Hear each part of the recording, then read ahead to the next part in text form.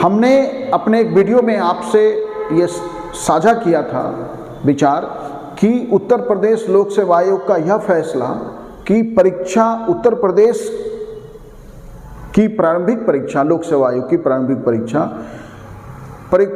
परीक्षा को 2 दिनों में कराने का फैसला अनुचित है। और देखिए कि मेरे उस वीडियो के बाद सुप्रीम कोर्ट का फैसला आया और सुप्रीम कोर्ट ने जो है स्पष्ट रूप से 5 जजों की बेंच, DY चंद्रचूड़ की अध्यक्षता में 5 जजों की बेंच ने फैसला दिया है, क्लियर कट डिसीजन है कि परीक्षा की प्रक्रिया एक बार जब आप शुरू कर देते हैं तो परीक्षा की प्रक्रिया शुरू करने के बाद बीच में आप नियमों में बदलाव करना अनुचित है, जो है इसकी अनुमति नहीं दी जा सकती है। एक तरह से सुप्रीम कोर्ट ने अपने 2008 के फैसले को ही सही ठहराया है। 2008 में मंजूश्री वर्सेज मंजूश्री बनाम आंध्र प्रदेश राज्य के फैसले पे ही एक तरह से मोहर लगाया है। अब ये विवाद फिर से सुप्रीम कोर्ट में कैसे पहुंचा और 5 जजों की बेंच क्यों बनी? तो 2013 में राजस्थान में अनुवादकों की नियुक्ति की प्रक्रिया को बीच में बदल दिया गया था।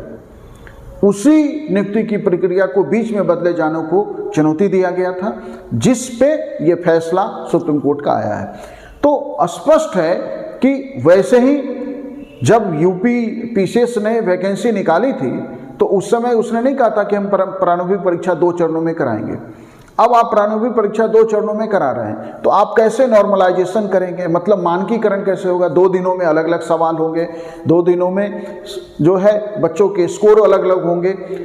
मैंने जो है पिछले वीडियो में बताया था कि ऐसा आप अगर करना भी चाहें तो एक दूसरे तरीके से हो सकता था कि इसके लिए आप IIT का फॉर्मेट फॉलो कर सकते हैं। जैसे IIT मेंस का एग्ज़ाम 2 दिनों में कराती है और मेंस के उस एग्ज़ाम में 2 दिनों में स्टूडेंट दोनों दिन अपीयर हो सकता है और उसमें जो बेस्ट स्कोर होगा वो आप लेंगे।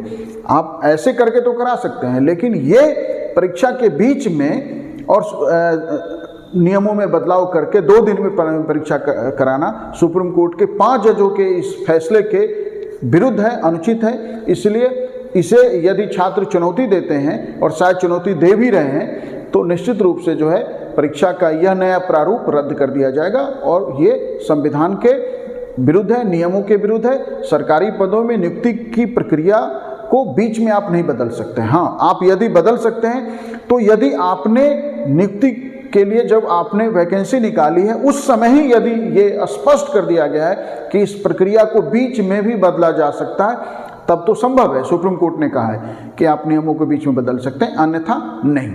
Thank you.